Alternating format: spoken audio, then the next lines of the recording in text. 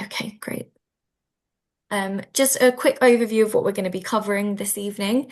I'm going to be giving a whistle-stop introduction to Great Big Green Week. I'm going to be taking you through our theme for this year, which is Together for Good.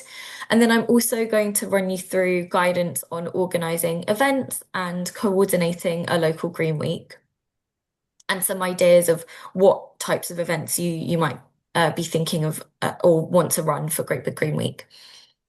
Then we're going to hand over to yourselves just for a very kind of um, short but hopefully informative conversation about what you're thinking of doing for Great Big Green Week. If you've got fully formed ideas or you're just coming along to this to get some inspiration, it would be great to hear from you where you are on your Great Big Green Week journey this year. Then we're going to have a very quick comfort break. And then I'm going to hand over to Laura and Sarah, who are going to share their experience of taking part in Great Big Green Week, what they've done, and some learnings to share with you all.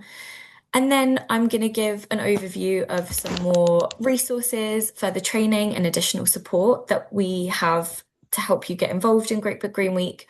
And then I'll hand over to you again, just for a very quick Zoom survey to get your thoughts.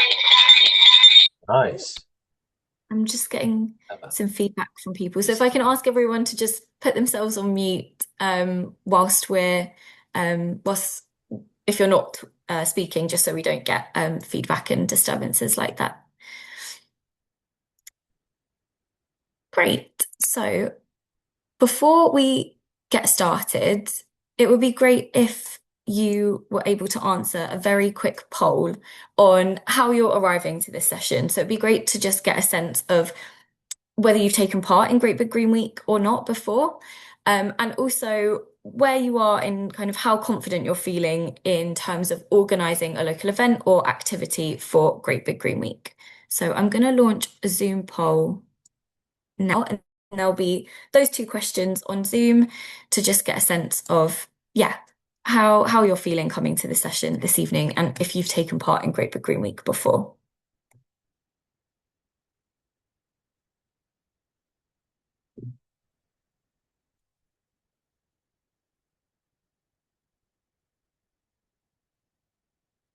Oh, so we've got an even split of people who have taken part and some varying levels of confidence in terms of organising activity for Great Big Green Week on the lower end of the scale. So hopefully by the end of this session, we can get you feeling a bit more confident and ready to start thinking about what you want to be doing for Great Big Green Week.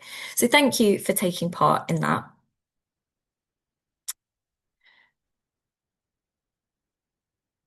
So I'm going to kick us off now with an introduction to Great Big Green Week. So I know that some of you have taken part before, but for those of you who haven't, the Great Big Green Week is the UK's biggest ever celebration of action to tackle climate change and protect nature.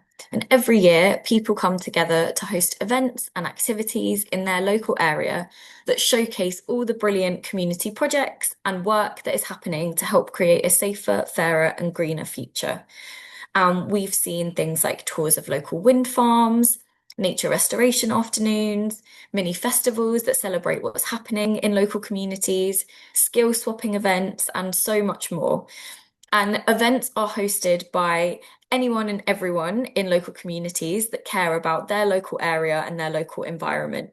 And we see teachers, sports clubs, artists, community organisations, places of worship, libraries, all sorts of different organisations and community hubs and people getting involved in Great Big Green Week.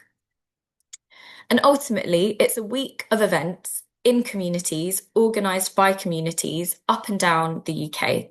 And this year, we're in our 6th year of Great Big Green Week, and it's going to be taking place from the 6th to the 14th of June. And this year, we really want Great Big Green Week to showcase that people are coming together for good every day to help create a better tomorrow, and that we urgently need politicians to step up and play their part. And by taking action together at the same time across that week in every corner of the UK, politicians will be unable to ignore that their constituents really care and are taking action on these issues. And for those of you who don't know who who we are. The Climate Coalition is the organisation that runs Great Big Green Week, and we are the UK's largest group of people dedicated to action on climate change. And we're made up of over 130 different member organisations, and these range from non-profit organisations to community groups. And you can see just a few of our members on our screen. But if you are interested to know who is part of the Climate Coalition, and also if you're interested in becoming a part of the Climate Coalition, all that information is available on our website, which I'll link to in a follow-up email. So you'll have access to that if you are interested in finding out more. And the Climate Coalition and all of our member organisations work together to organise Great Big Green Week, but it would be nothing without the people like yourselves across the country that are hosting these community events year on year and engaging people in your local area to take action on tackling climate change and looking after our planet. So, what has happened so far for Great Big Green Week? I've mentioned that we're in our sixth year now. So it has grown over the years. And Great Big Green Week first took place in September 2021, and it was the largest event for climate and nature ever seen in the UK, with over 5,000 events taking place. And since then, Great Big Green Week really has continued to grow with communities, national organisations, institutions, media outlets, and more coming together in a wave of support for action to protect the planet. And last year, we saw an amazing 1.2 million people taking part in Great Big Green Week, and we saw events all over the UK, from Falmouth to Belfast, Jersey to Anglesey, Rugby to Thurso. We really did see that localised community action in towns, cities, and local areas everywhere. So it's really, really great to see Great Big Green Week growing year on year. So why take part in something like Great Big Green Week? There are so many different reasons to get involved, and they're going to be different for each community and each person that takes part. But just an overview of some of the reasons why you might want to get involved. At its heart, Great Big Green Week is about our communities working together to reshape the systems that we all depend on, from food and energy to how we care for each other to the places that we live. And this is what real action on environmental issues look like. It's practical, it's hopeful, and it's community powered, and it's deeply connected to our everyday lives. And we know how much is already happening at a local level. And many of the groups who get involved in Great Big Green Week use it as a moment to really celebrate and platform and build on what they're already doing throughout the year to create a better world for us and for future generations. And Great Big Green Week really is that opportunity to get your project or your local group or the thing that you care about noticed by more people in your local area, get some media coverage for your events and your activities, and get more people involved in those already existing local initiatives. Many people taking part in Great Big Green Week also use it as an opportunity to get involved in environmental action where they might not have done before. Also, an opportunity to link it to other issues that you care about locally or that are happening in your local area. And we often see people getting involved and being able to join up with and partner with more experienced groups or organisations to do something that they might not have been able to do on their own. And last year, over two-thirds of the people who organised events for Great Big Green Week or organisations didn't consider themselves kind of a green organisation. And over a third of the people attending events hadn't attended a climate and nature event before. So Great Big Green Week really does create that space for you to take action in a way that works for you and for your community, highlights the causes that are important, and offers a chance to build relationships with new people in your local area, which can even lead to things like new supporters or new volunteers for a local project or initiative, but also to help you just build up connections with people who care about climate and nature that you might not have come across before. And lastly, it really is an important moment to show politicians the public mandate for action across the country. And we've touched on this already, but we really do need the support of politicians and politicians taking action alongside us to back the choices that protect what matters to us, and to help the UK play its part in tackling climate change.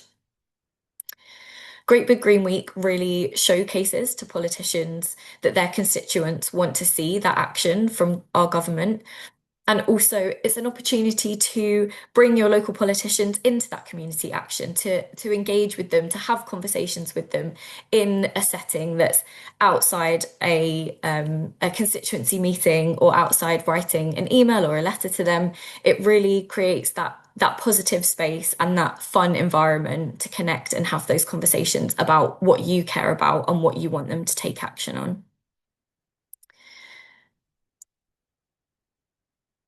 So, just a bit now about our theme for Great Big Green Week this year. And you might be thinking, kind of, why do we have a theme for Great Big Green Week when we've got that overarching moment of Great Big Green Week? But this year, we want to really draw out this together for good aspect of Great Big Green Week. And the fact that Great Big Green Week really does reflect a simple truth that we've already touched on. When people come together in their communities, they create real practical benefits and positive action for local places, for nature, for climate, and for our shared future. From small everyday actions to bigger community events, Great Big Green Week really makes that collective action that we're taking together for good visible. And so Together for Good is really going to be a central part of kind of our overarching messaging that we use for Great Big Green Week. We'll see it used in events, in communication, in media stories, and lots more. So not only is that event or that moment of Great Big Green Week going to be getting noticed across the country, we'll see this message that we're working together for good, no matter kind of what we're working on and the different things we care about in our communities. We're all coming together to take action to create a better place.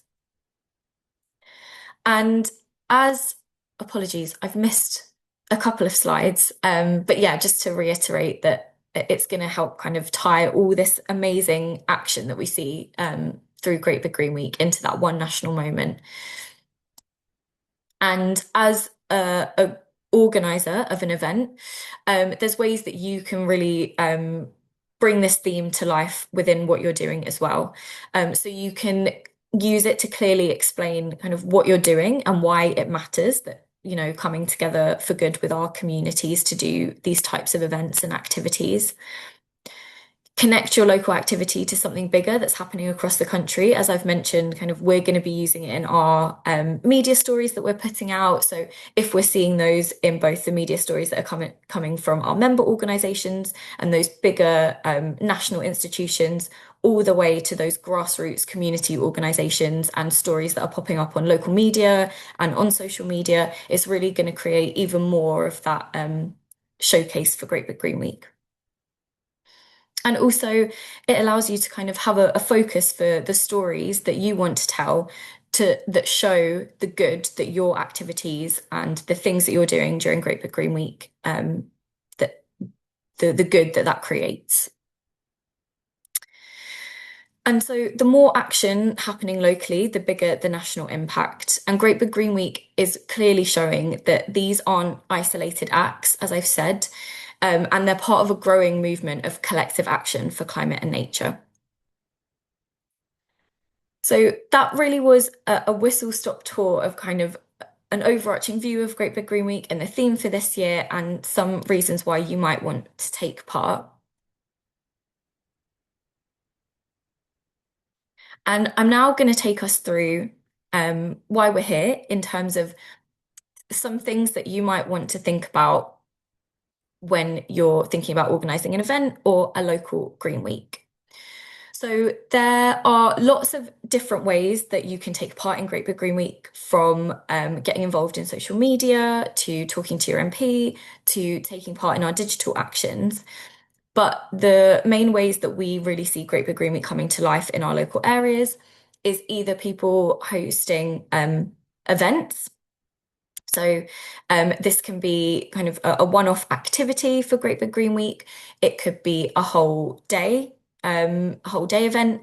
But events can be standalone events, so just one event taking place in a local area, or they can be part of a local Green Week. And a local Green Week is a collection of events and activities in one area. So, for example, there might be 15 events taking place in Stirling from the 6th to the 14th of June. And these might all come under the banner of Stirling's Big Green Week. And I use the analogy of a local market. So the local Green Week is the market and the events are the stalls. So we often see a whole program of events taking place either on one day or across the whole week or a few days. But again, we also see those kind of standalone events um, taking part, taking place, sorry, all over the country as well. So I'm now going to walk you through organising an event. And some of you may have planned events before, some of you might not have that much experience with it.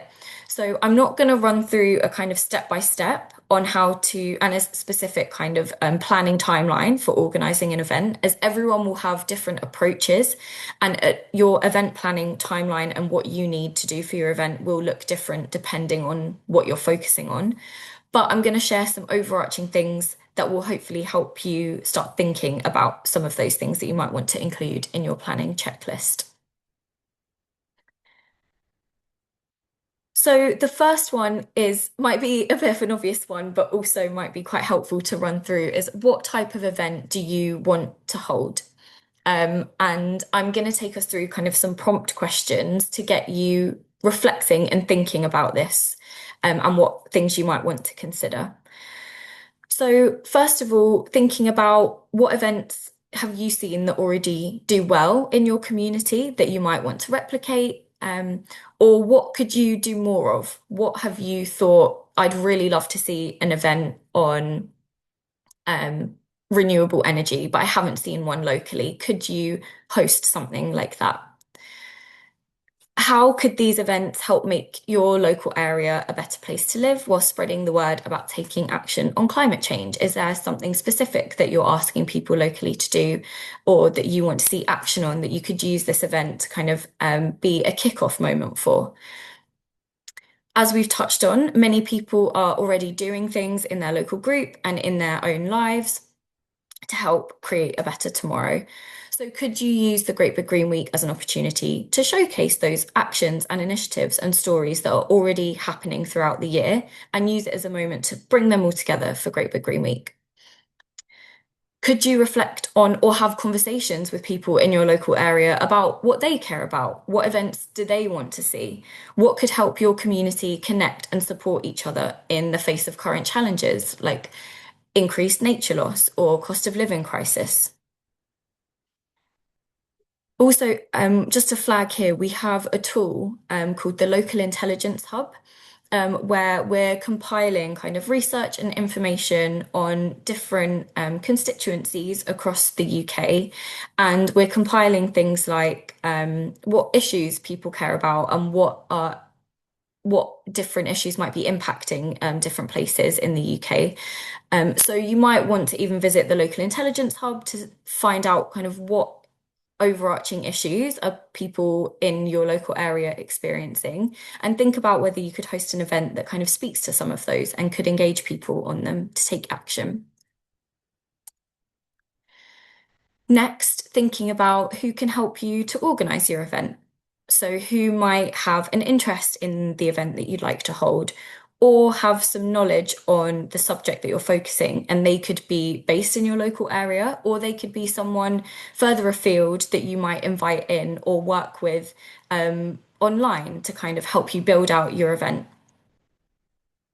Who might have the resources to help you?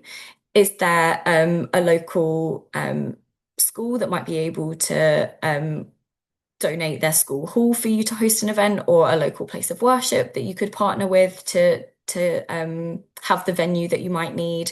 Is there a local business that could supply some of the resources that you might need, and how could you partner with other people locally? Again, how can you best include your community and who has the power to help you do it? So it could be a neighbor, a family friend, it could be a community group or a local business. Do you have connections with other people? As I've touched on, a lot of this is about kind of thinking about and having conversations with who else locally might be able to help you or be interested. Next, thinking about how long you have to organize the event. This can impact kind of what you want to do on your plan. So choosing a date during Great Big Green Week and working back from that can really help you to map out, okay, what can I realistically achieve in that time? Thinking about when you want to host the event as well. Do you want to host the event in the weekend of Great Big Green Week to really capture maybe members of the public or to capture a wider audience?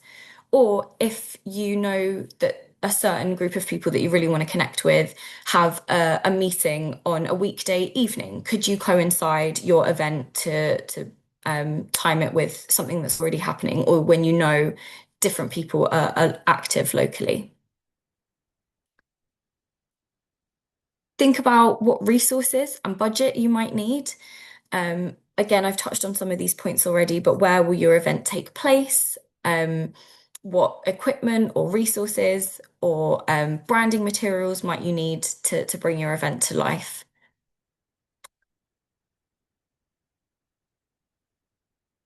And then I don't think this really needs reiterating, but checking in with your community to see if anything else is happening or if anyone wants to be involved or if there are things you can team up with. And lastly, thinking about increasing your political impact. So this is an element you might want to think about bringing your politicians into your events, and there will be different ways that they can get involved. It might be coming along as a participant in the event. It might be a speaker, a sponsor of the event, and we actually have a whole other training session on how you might want to engage your local politician through Great Big Green Week. And that is going to be taking place on the 29th of April. So I'll be sure to follow up with a link to that for you to do learn more about how you can engage your politicians and the different roles that they might be able to play in your Great Big Green Week event. So some of the types of events that you might want to organize during Great Big Green Week. I mean, as I've mentioned, it really is kind of up to you what you want to do and focus on the issues and the things that are really important to you locally. And that might be dependent on where you live. If you're a coastal area, there might be different issues to whether you're based in a city. So yeah, it's really tailored and open to what you care about.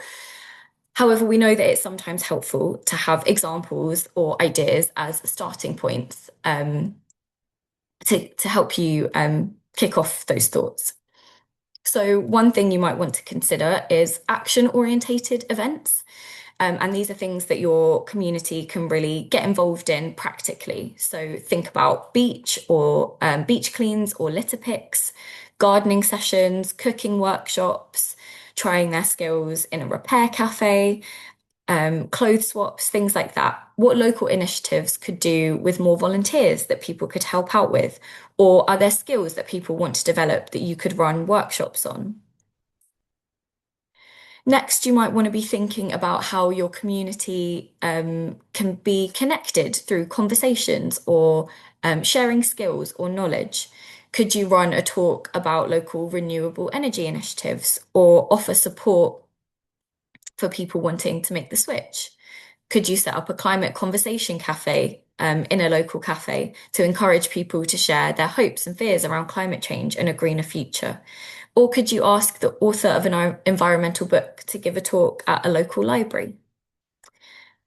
And lastly, Great Big Green Week is all about having something for everyone. So, how can you bring in different groups and people into your events?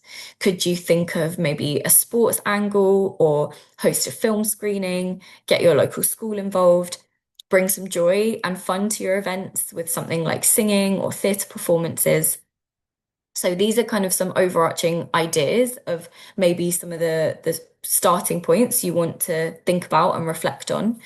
But we do have a whole organizer's guide and an A to Z guide of event ideas for you to read through and digest in your own time that goes into a bit more detail on some of the things that I've touched on already here. So I'll follow up with them in a follow-up email. But please do take the time to read through those. We've also got a planning checklist that you can use to tick off when planning your events that will hopefully, yeah, be useful for you.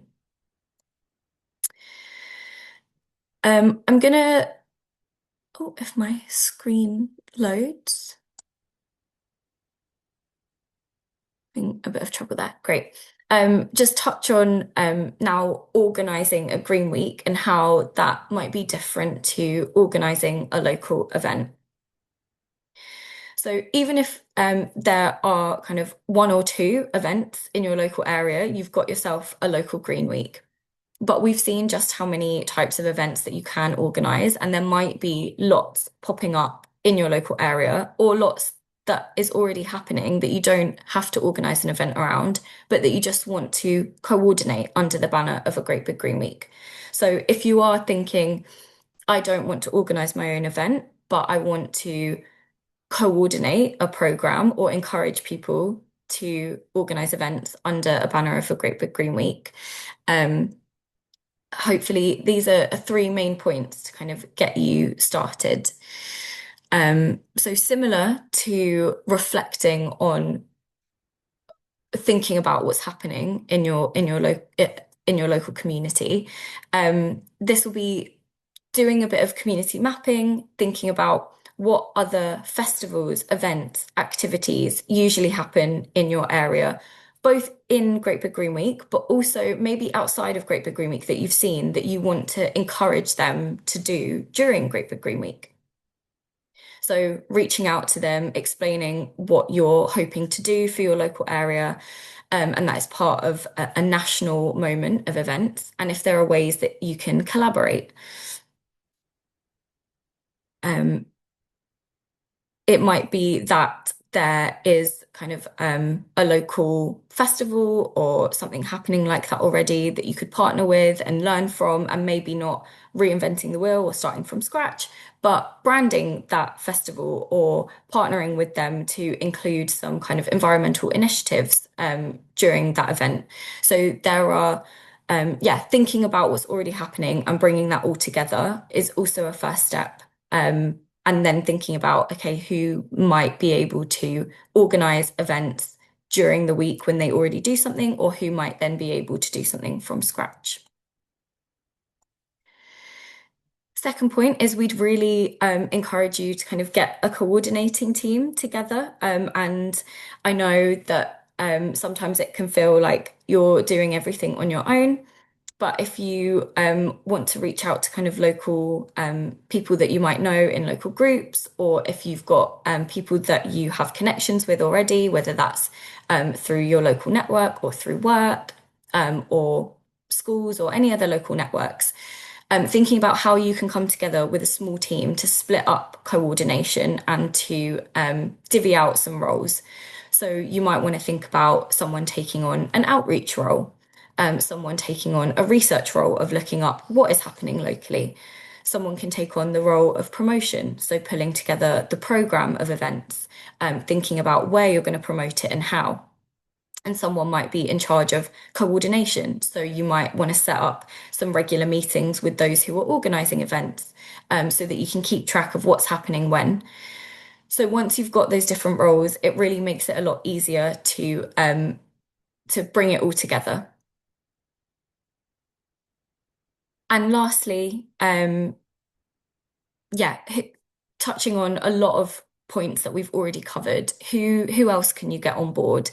It doesn't just have to be groups, like we said, that you might initially think of as oh, they'd want to get involved in Great Big Green Week because they work on nature or climate or environmental issues already. Thinking about how you can widen your circle and bring in other community hubs or organisations that might have a crossover with climate and nature to help broaden out that Great Big Green Week and make it a real community moment. So, thinking about refugee groups, community choirs, scouts and girl guides, sports clubs, any kind of community hubs that you can think of.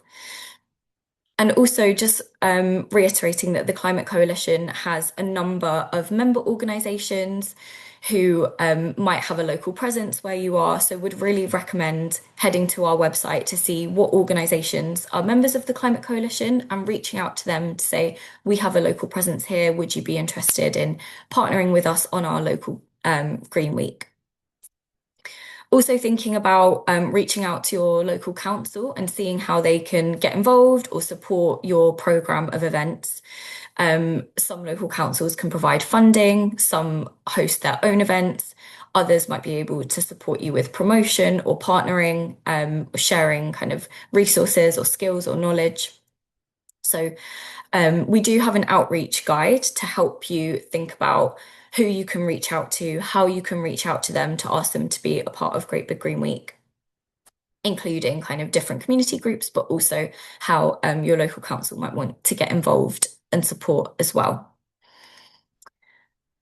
So these are just some initial ideas to consider when thinking about planning a Green Week. And if you are already planning something or have been inspired thinking and reflecting on what I've shared already, we've got some time now to open up the floor. I'm going to stop sharing my screen to really hear from yourselves what you're thinking of planning, if you've got any plans already, or if you're just here to kind of get some ideas. Yeah, invite you to raise your hand, come off mute, share in the chat.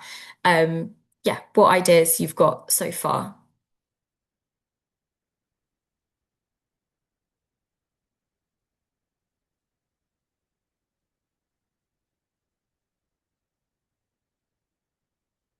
Just gonna have a look at the chat now as well. I haven't been able to keep an eye on it.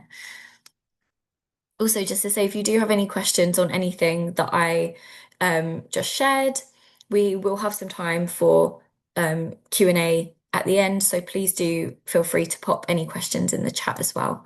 But yeah, we'd love to hear from you all if you've got any ideas for what you're planning for Great Big Green Week this year.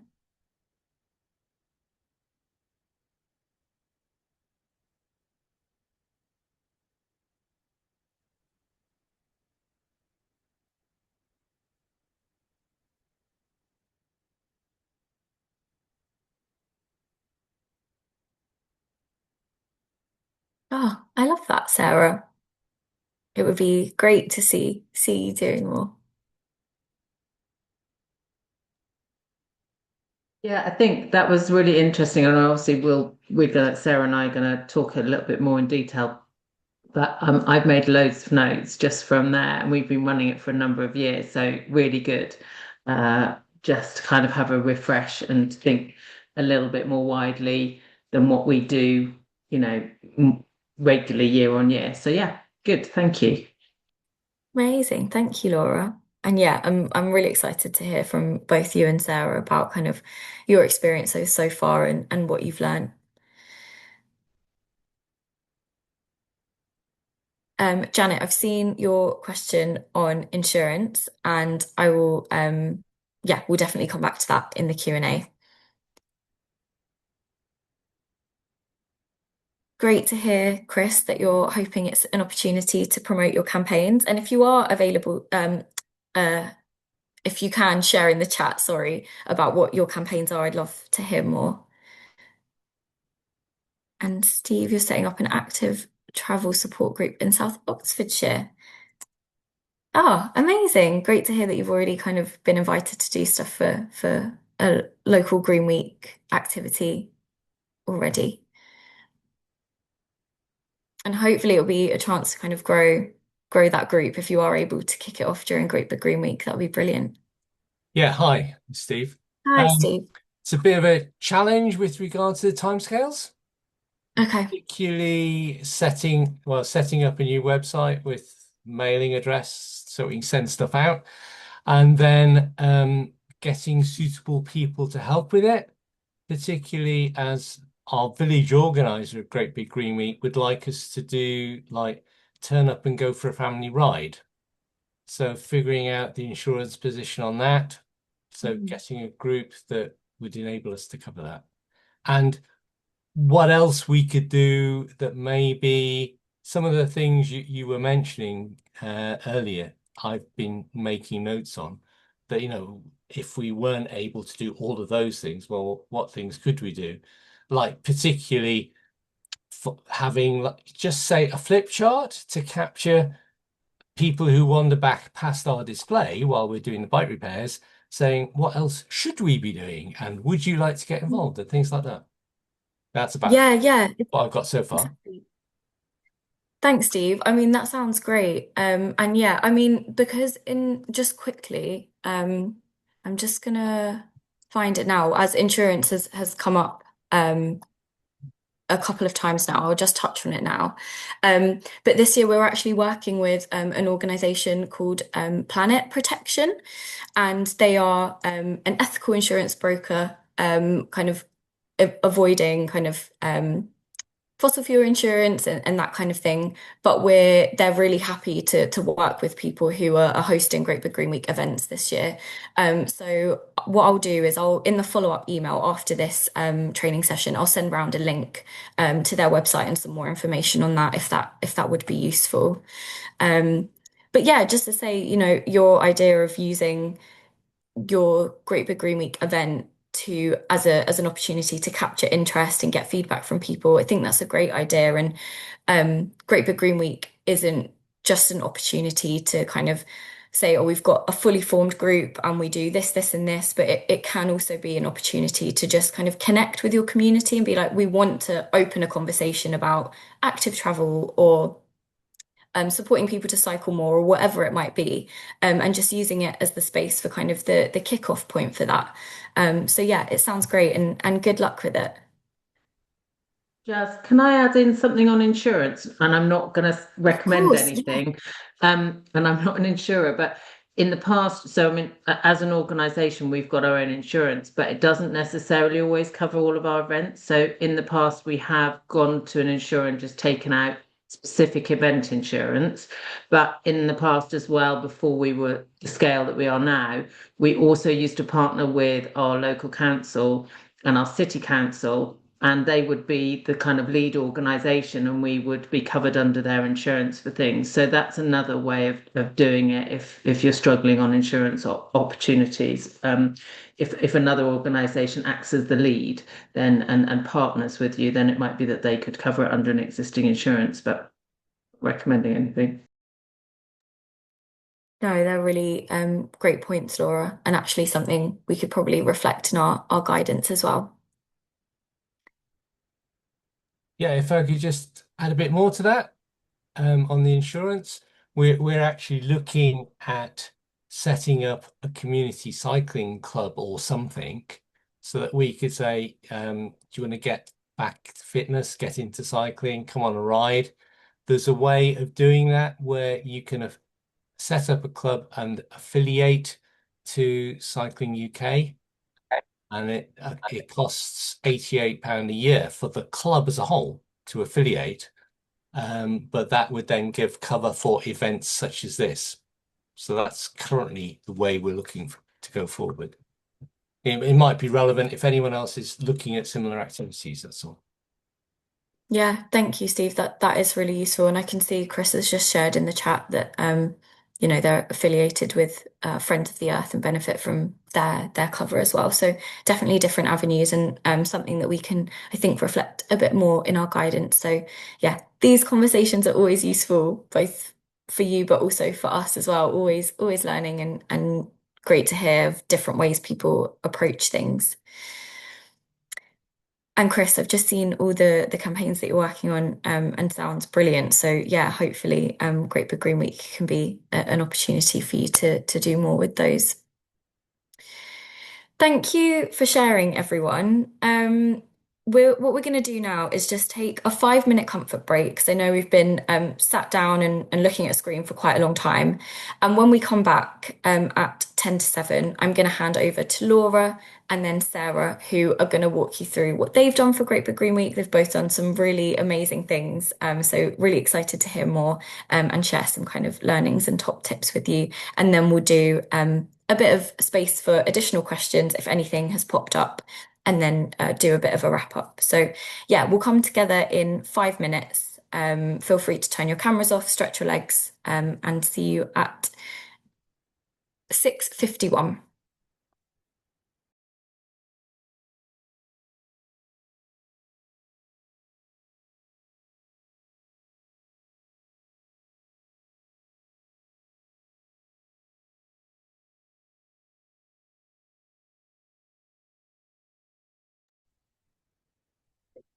Hey, welcome back, everyone.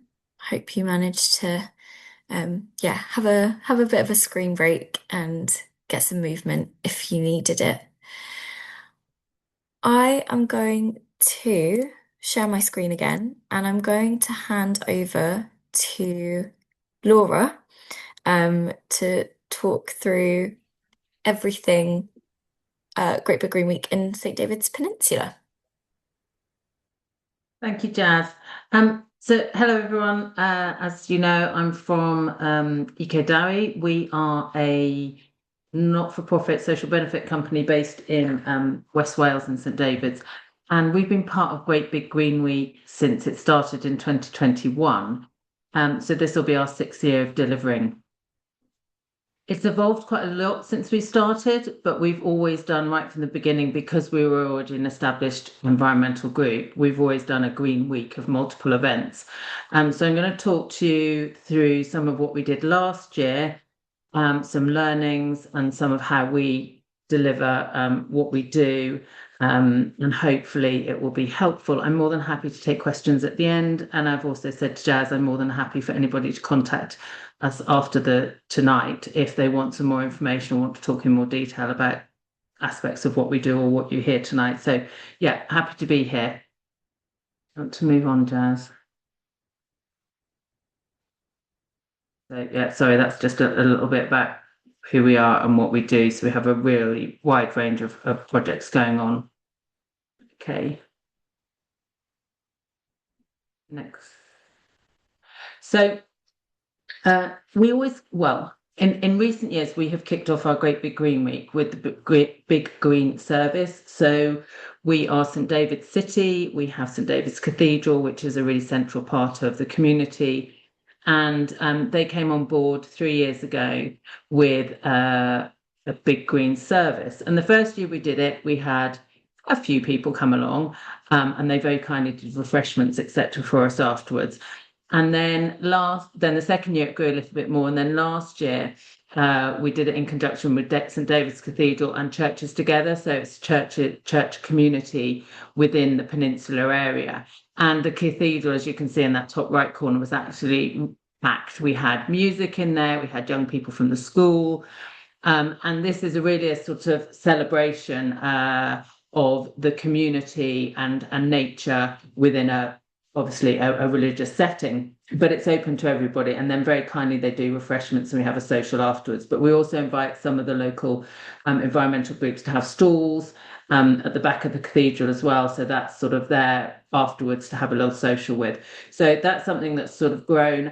And I think when I was talking to Jazz last week, this is probably Jazz was saying, you know, what audiences has Great Big Green Week brought us to or connected with that we haven't perhaps through our normal activities. And I think the cathedral community and the church community is probably one of our strongest partnerships that we've built up recently. And in terms of organising, it's quite nice. They do quite a lot of the organising, and now we've run it for a number of years. They're fairly self-sufficient, so it's really great. You know, it's a big community event, but one that we as Eco-Darien volunteers within the team don't have to kind of perhaps do so much organising with. So yeah, that's a really nice event that's grown. Okay, Jazz. And so last year we focused quite a bit on green spaces for nature and what we could do as individuals, what we could do within our community. And this was an event that we ran called Creating a Pollinator and Wildlife Friendly Garden. It gave me a few heart palpitations beforehand because I thought, is this really going to work? And it was absolutely fantastic. And we had about 30 plus people come along. We had a family who brought granny and grandma, they brought the parents, and they brought their children. So it was a really nice event, and it connected a number of different organisations. We actually held, so the chap here in the middle by the apple trees there, that's on the school grounds in our primary school, and he works there. He's a volunteer with Eco Dive, but he also volunteers with the school and does kind of forest schools and green work with them.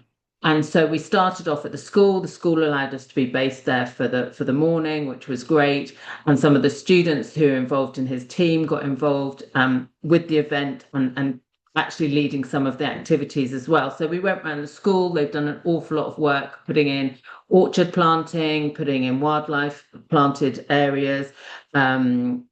They've got an amazing community roundhouse that was built by community members. It doesn't show it in here, and we held some of the event in there.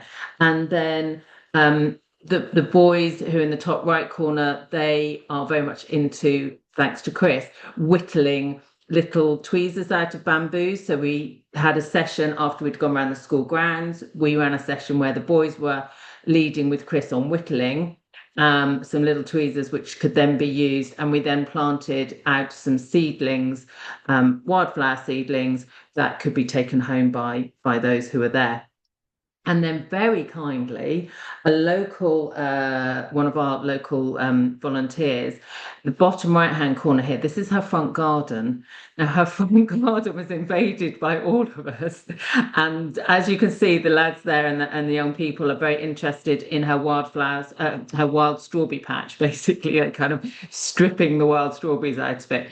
But she very kindly allowed us to go to her garden. And it wasn't anything, it wasn't anything technical. It was just about what you can do for nature spaces, leaving areas uncut, planting things that are good for pollinators, leaving or creating stone walls. And again, another volunteer who, she is an ecologist, but she did it, as a volunteer, and she came along and we just talked generally. People could ask questions, they could say what they'd done in their own gardens. And so that was a really lovely event, which we're going to run again in a slightly different form this year. So yeah, simple thing to do. Took a bit of organising, but didn't take a lot of expertise. So yeah, that was quite a nice event. Thank you, Jazz. And then this is some of the other events that we've run. We tend to, wherever possible, run activities in partnership or try and use what's already happening. So it's not a huge responsibility of organisation, because we do deliver quite a number of events during the week. And so we have a beach clean team as part of our regular activities. And there on the left, you can see they did a big beach clean on one of our local beaches, and it also tied in, so we try wherever possible to tie in with other things that might be happening. So it happened to be World Oceans Day last year during Great Big Green Week, so that tied in really nicely there and got the opportunity to promote a little bit more around ocean plastics and why it's important to ideally prevent things going into sea in the first place, but to do the cleans that we do. And we run a community garden called Doe Acre, and we run regular volunteer days, but we just, again, targeted potentially new volunteers who might come along because it was Great Big Green Week. So Give It a Go volunteer day. And we had new members come along, some of whom who've stayed and regularly volunteered throughout the year. So again, with very little additional organisation, it was a nice opportunity to repackage and re-promote something that we already do. We worked with Carrymore in the centre there, Living Soils project. So Carrymore are a community-owned ocean farm on our coastline here, and they've been really great partners. And they had a connection with a fabulous, he calls himself a soil doctor, who came to talk about living soils and how to bring life back into your soils, which again is quite an important part of what we were doing in terms of how can we better support nature recovery. We also partnered with West Wales Rivers Trust to do a nature walk, and our partners at the Pembrokeshire Coast National Park Authority did a wildlife wander as well. And something else that we've organised quite regularly and go down really well, because they're quite an unthreatening and social environment for people to come along to, is a green talk and drinks evening where we've had a guest speaker, and it's held at the local rugby club. Come along, have a social, have a drink, have a talk, and get together with like-minded people, or come and find out more about what we do. And the one here with the green talk and drinks, that was actually Greg with Jinx, his I'm going to get this right. So he is a conservation detection dog. So he is trained to detect rats and other rodents that might be on ships or boats going over to some of our offshore islands that are essential and very protected breeding grounds, to make sure that we're not introducing any rodents. And he also goes over there and does sniffer dog work on the island to make sure there's nothing there. And that was fascinating. Again, brought in a lot of people. A lot of people wanted to come and see the dog, see how he's trained, and see what's going on there. And then the other one that is really quite good, if you've never run a film night before, if you've got a community film club that's already taking place and they've got all the equipment, there's some great films out there. I have to say, early 2000s, sort of slightly before, a lot of good films were being made on environmental issues, climate issues. Subsequently, in the last few years, there's not a lot of new ones. So we've actually decided to drop it this year, because we've shown most of the films that are out there, but there's some really, really good films that are still current and still relevant if you have never done that before. And again, if you can partner with a community film club that's already there, then they've got the equipment, or even a local community cinema if there is such thing in your area. So it's a bit of a feel of the types of things that we've been doing. Thank you, Jazz. I've just seen that in the chat. Okay, next. And another thing that we have done, which has been really successful, is a Green Market and Environmental Awareness Day. So if you've got a venue, a village hall, a community area, this is a courtyard of the Pembrokeshire Coast National Park Visitor Centre on a particular day when it was sunny, because we do get a lot of rainy days for Great Big Green Week. And we invited all our local organisations that are involved in climate, conservation, nature recovery to come along, have a stall for free and promote what they do and talk about what they do. We had some kids activities that were run by our local XR group. And again, fairly easy way of doing something that doesn't cost anything, but gives a lot of people an opportunity to showcase what they do, and likewise people to come along and find out what's happening in their area. Next slide, Jazz. And then another thing that we open with our Great Big Green Week, and we close with our Open Gardens weekend. Now, again, something that we have combined into Great Big Green Week. This used to run 2 weeks after Great Big Green Week. It was run by a separate organisation, and we have now stepped in to help them with that, and we've brought it into Great Big Green Week, and we've given it a fairly strong nature focus and what you can do in your own gardens to kind of promote and support nature recovery and create stronger wildlife spaces. So again, it's a good fundraiser for us as well. So we charge for tickets. It's in partnership with a number of different other organisations, and it brings some funds in, and it also gives us the opportunity to have a nature-focused weekend. And so, as I say, it was something that that used to happen after Great Big Green Week, and we've talked to the organisations, and we've brought it in as part of Great Big Green Week, and it's been really successful in that. And we have a stall, and we have other stalls on the Cross Square so that we can promote what we do. Thanks, Jazz. So some of the organisations that we partner with: Pembrokeshire Coast National Park Authority, the National Trust, our city and our community councils, who are really on board with it. Our schools are a fantastic opportunity to partner with. So if you're already in an organisation, get your schools involved. Again, we've got to the point where our schools are kind of self-sufficient and they run different activities. So they started with something simple like a wear green to school day, and they did an assembly and they raised some money for Eco Dairy. But now they go out, they do litter picks, they go out and do planting in some of our community spaces. They'll run. Last year they run a plastic in the homes kind of recording session for the week. So how much plastics was used, and they've been working on reducing that. So schools are a really good way of getting a number of young people and families involved. And then from there, Cathedral Church, community groups, local businesses. Some of our local business offer special green offers during Great Big Green Week, which is fantastic. And then Wildlife Trust, Sea Trust, our River Project, Group Resilience, XR, and Meadow Creation. So there's a whole range of organisations that we partner with. Thanks, Jazz. Very quickly, some of the ways that we advertise. So in the past, we have managed to secure funding, but we haven't had for the last couple of years. And we were able to get these large banners, the central section with the dates. You just heat it up and you can peel the labels off and put new dates on for following year. So they're great because they're so reusable. Big A1 we do, once we've got our timetable, we do a big A1 printout, and that goes in the centre of the community in the week running up to Great Big Green Week, so people can see what we've got going on.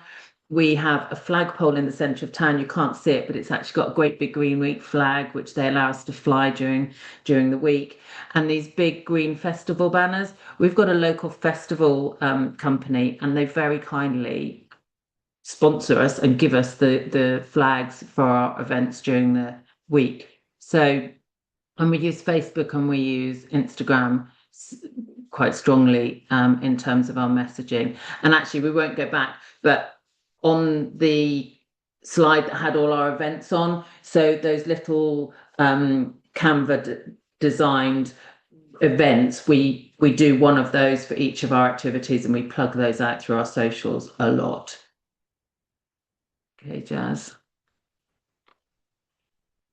So very quickly run through our learnings. In the first year, we ran our own events as Eco Dairy, and then we worked with all our partners and they ran their own events. And there was this huge week of probably like 30 events going on. And we're a very small community, and it was really, to be honest, too overwhelming. So we slightly got excited, got so much stuff going on, but everyone was doing their own things. So now we have consolidated that, and we do a lot more partner run activities, so it's not so overwhelming and everybody's not doing their own thing. So that was, I think, probably one of the biggest things that we've learned. As I said, new audiences. We've got quite a strong following because we've been established for a number of years, but we're also a high visitor area. And so Great Big Green Week in June gives us the opportunity for visitor engagement, which is fantastic. And something that's come out of that, somebody came along, they loved what we do, they come here regularly. We have a project where we encourage people to leave a space of their garden uncut, and they can put a blue heart there. This family go away, and every time they come back, they've made us like 2 dozen, 3 dozen blue hearts, and they bring them back to us, and that's their contribution because they're not here all the time. And then, as I said, the cathedral service has probably brought us our biggest new audience to Eco Dairy. We spread out our events wider, so we were a little bit St David centric. Now we've moved out into the wider communities, and we're doing a lot more events across the week in those communities and those villages and those small hamlets, so that it doesn't feel like it's just St David centric. Manx Shearwater Project. We have a big project that's come up in the last couple of years around supporting and rescuing Manx shearwaters. It's not our project, but we're a project partner in it, and that's brought us again a whole new audience in terms of people getting engaged in conservation activity, getting engaged in environment, getting engaged in reducing light pollution, understanding the impact of what we're doing on our coastal seabird populations. And then Great Big Green Week has really allowed us to build up new relationships, particularly through the Environmental Awareness Day. where we know all these organisations are doing their thing, but actually by bringing them together, it's given us the opportunity to stand and have a chat and to make those new connections. And we've done quite a bit of work with some of those organisations, having met them through the Environmental Awareness Day. Thanks, Jazz. Yeah, happy to answer any questions. And as I say, happy for Jazz to share my email and stuff. So if people want to contact me afterwards, that's more than welcome to. Thank you. Thank you so much for sharing, Laura. And yeah, it's just so great to hear about how much does happen where you are, but also that it's helped you to kind of build those connections and actually think about the partnerships and where there might be crossover and you can work together rather than kind of people doing their own thing. So that's great to hear. I'm now going to hand over to Sarah, who is going to talk through uh, yeah, her experience taking part in Great Big Green Week.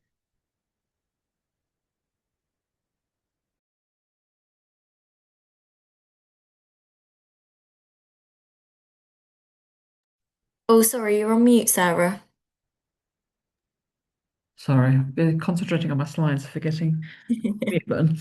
I was just saying thank you. It's a completely different situation to Laura, which is so it's really interesting. You'll get a big contrast there. We're in inner city Birmingham, couldn't be more different to St David's.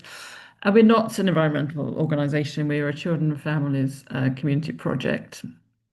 So that's our context. We've been involved with Growing Up Green Week, I think probably for 4 years, when some partner organisation called Parakeet, which is a play agency in the West Midlands, set up the first Growing Up Green Festival, which was a number of small activities across different early years settings. So our nurseries got involved in that. But for the last 2 years, we've run kind of a large scale Growing Up Green festival in our local park.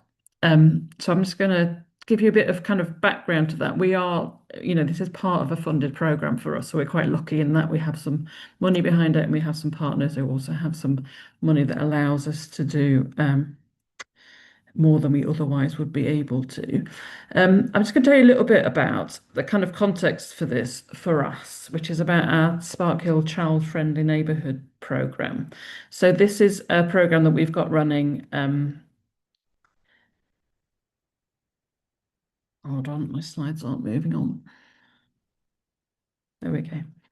So I don't know if you've come across this book by Tim Gill called The Urban Playground. It's a fascinating book, all about child-friendly cities and what it's like to be a child growing city these days compared to in the past. And there's an image on the right, a very kind of famous image about how children's movements have been restricted and changed over the last 100 years. So 100 years ago, great-grandfather was regularly walking 6 miles on their own, whereas in 2007, children were only able to walking like 300 meters from their home.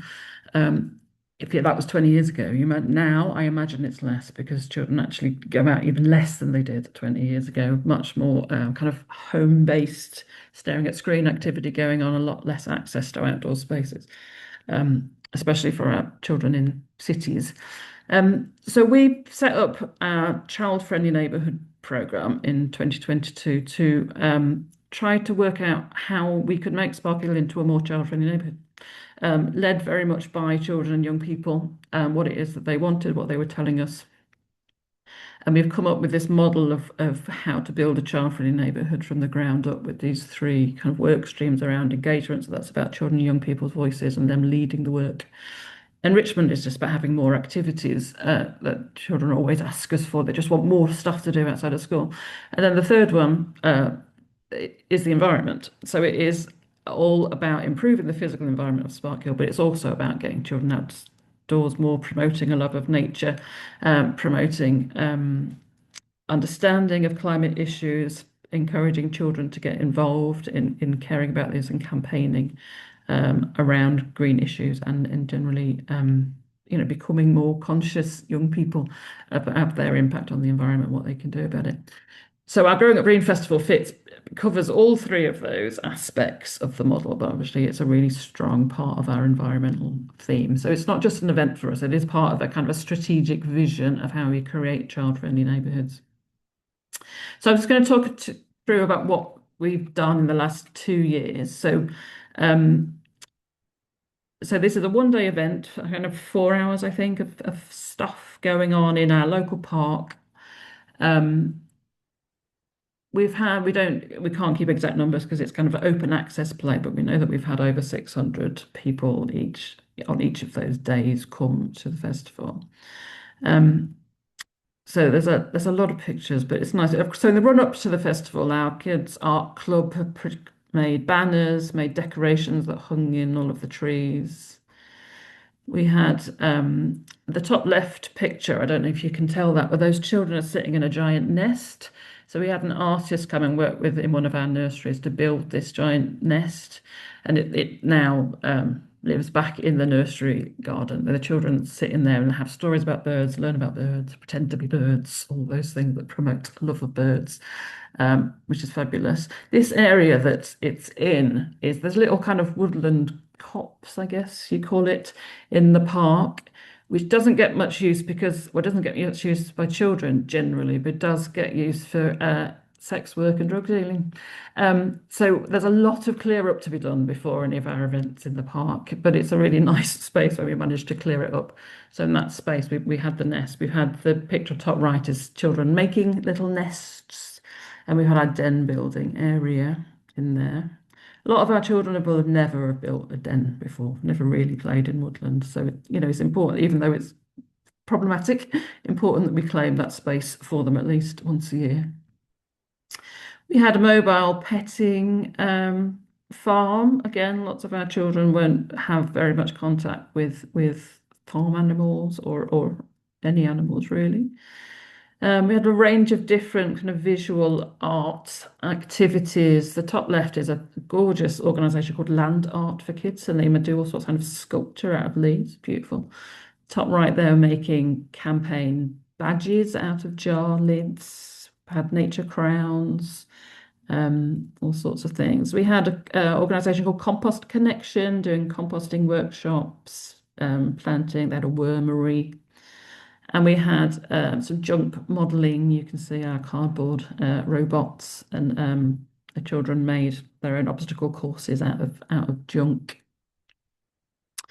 We had Dr. Bike doing bike repairs. That's Extinction Rebellion in the top right. They do free drumming workshops. And then we had just other play activities going on. Like the others have said, it's very much a partnership approach. We've worked with lots of different partners on this. Some small ones. I mean, a lot of the most important ones are the volunteer-led groups, like our local Park Friends group.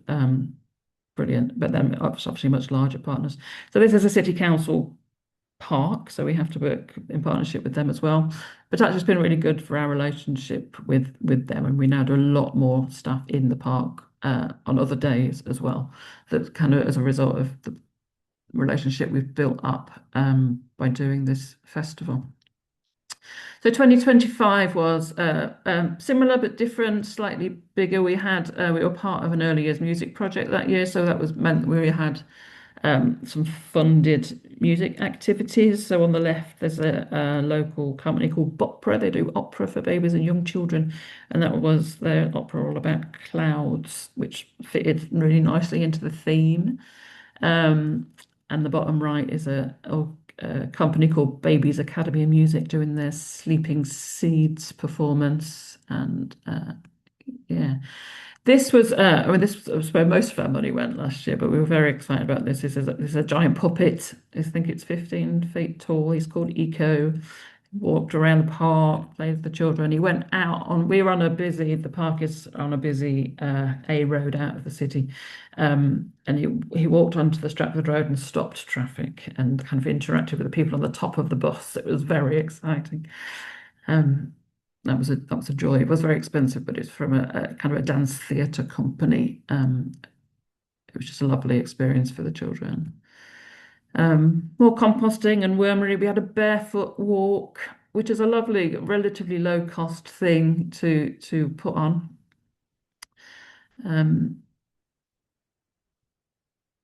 But we didn't have a farm this time. We had some alpacas We had we got some smoothie bikes. So we had smoothie bikes, we had Dr. Bike back again, and we also haven't got a picture, but we had British Cycling come and do some cycling uh, lessons, I guess.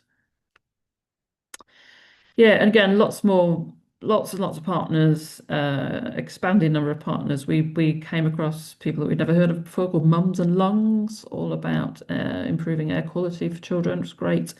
And Rome is a Birmingham organisation promoting children's free unsupervised play, which is an interesting thing to promote in a place and time where parents are really, really anxious about letting their children have free, unsupervised play.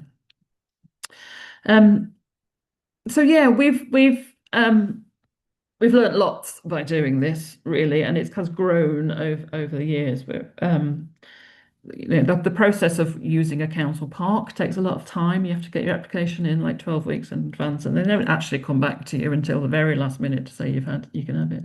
Is our experience. There's a lot of rules involved, obviously, in using those kind of public spaces. But we've now, fairly confident on that. We've got a good relationship with them anyway, and we actually have kind of access to the park. The barriers we can unlock the barriers to get things brought onto site and things like that. It's really helpful.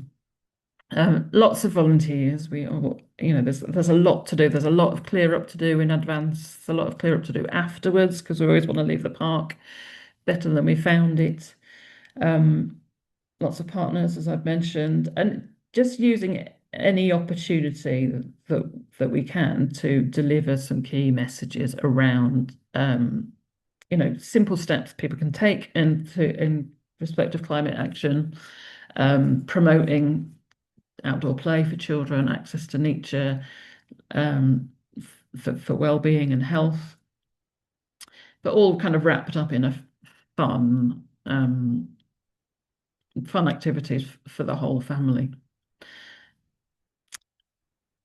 Again, back to the kind of the bureaucracy bit, there is a lot of risk assessment involved in any of these kind of activities, which I'm sure you're all very familiar with. But yeah, so what we're doing, so we haven't got as much money this year, and we haven't got all the free music stuff that we had last year, but we're going ahead. We are, as part of the Childfree Neighbourhood Programme, we have a youth advisory board, and they are going to do most of the planning this year. So then we're gonna hand over the reins to them as much as possible with support to make it happen. So yeah, I think that's what I was going to say. Very happy to answer any questions. Let me stop sharing that so I can see you. Thank you so much for sharing, Sarah. And yeah, it's really great to see kind of the different experiences of the different types of events that you can run during Great Big Green Week, the connections with different things that people care about, and again, I think it really highlights like what is important to your community and what's going on locally and what's going to have an impact and support people in different ways. And I think that's a really positive thing about Great Big Green Week. It is very much open to where there is an environmental or climate and nature link with other things and the things that really matter most to your local area. So thank you so much both for sharing your experiences and your stories. We are running a little bit low on time, but I think it was really useful to hear those examples and to really hear those stories. So if you do have any questions, I did flag to put them in the chat, and I don't think we do have any. But yeah, if you do have any questions, whilst I'm running through kind of the last bit of information on support and next steps, please do pop them in the chat. And if we've got a minute or so, we can come back to them at the end. But yeah, thank you so much again, Sarah and Laura. What I'm going to do now is just share my screen just to flag a couple of additional things to think about, but also just to share some additional support that we've got. So a note on branding, it was touched on a little bit in this session. But yeah, we have a communications pack with a whole load of pre-made assets that you can use for social media, but also templates for things like posters and social media posts that you can design with the Great Big Green Week branding, your own branding alongside that, and then share digitally, but also printing them off and sharing them in different places in your community. So I'll follow up with a link to that in our follow-up email. We also have a physical branding pack that you can order. And that's got things like bunting, posters that you can add information about your events and Green Week program on. So that's available for anyone to order for free. So I'll be sure to link to that as well. Just a note on promotion, we have a number of guides and training sessions coming up about how to connect with different people in your community. So specifically thinking about that community mapping and a framework that you can use to ask people to commit to being involved in Great Big Green Week. We're going to be running 2 sessions with the local storytelling exchange, all about how you can work with traditional media to spread the word about your Great Big Green Week events before the week itself, but also how to tell that positive story after the week as well, and continue that kind of engagement and sharing your stories after Great Big Green Week. And then we're also going to be running a session with them on social media. So how to use kind of more different digital channels to share your story and also promote your events and your stories after the event as well. And we've got some written guides that kind of go along with those 2 training sessions. So again, I'll follow up with more information on those in the follow-up email, so you have the links and the dates to everything that you might need. And lastly, it was mentioned by both speakers this evening, funding is such a big aspect. And whilst we unfortunately can't provide a central pot of funding for people who are hoping to be involved in Great Big Green Week, we have a written fundraising guide with lots of information of examples of where to find funding, how to make the most out of your application, how to work with different partners, so local councils and different avenues of funding. We have a recording of our fundraising session that we ran with a number of different grant givers, and an example of Great Big Green Week organiser who worked with their local council to distribute their own funding specifically for the week. So that is available for anyone to watch.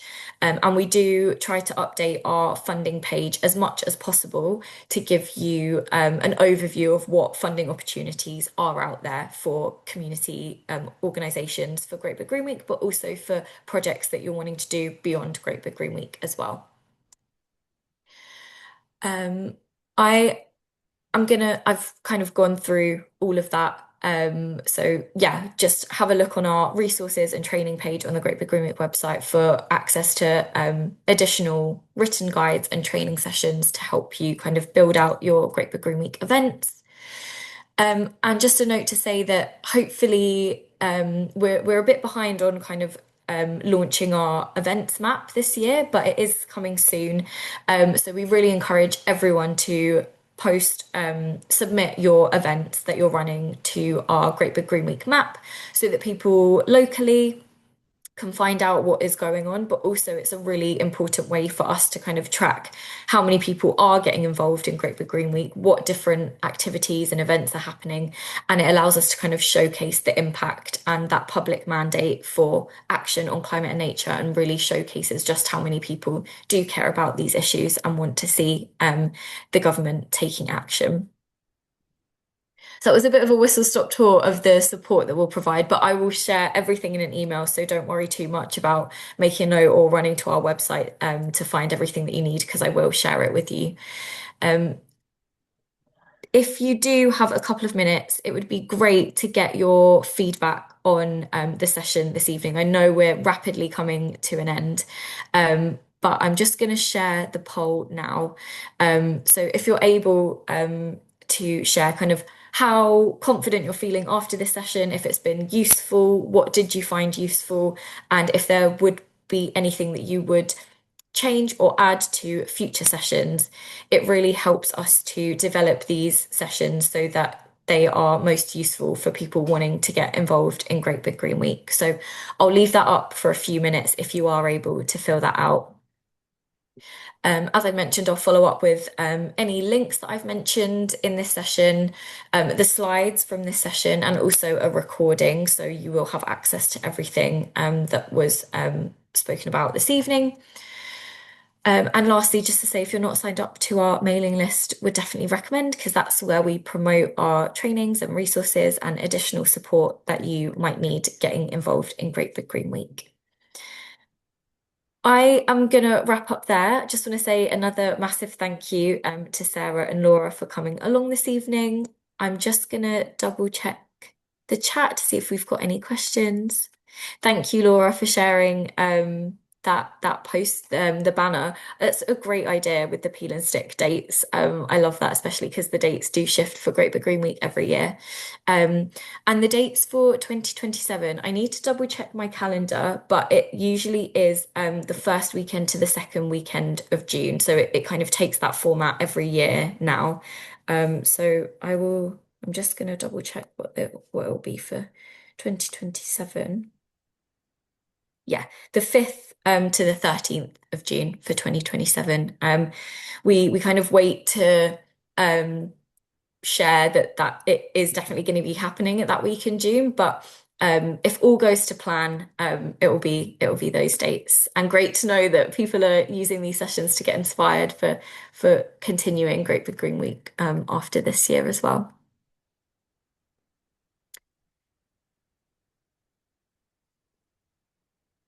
Great. Well, thank you so much, everyone, for coming along. If you have filled out the poll, please do feel free to jump off. I know it's getting on a bit in the evening, so thank you so much for coming, and I really hope you found this useful. Thanks, everyone. Bye.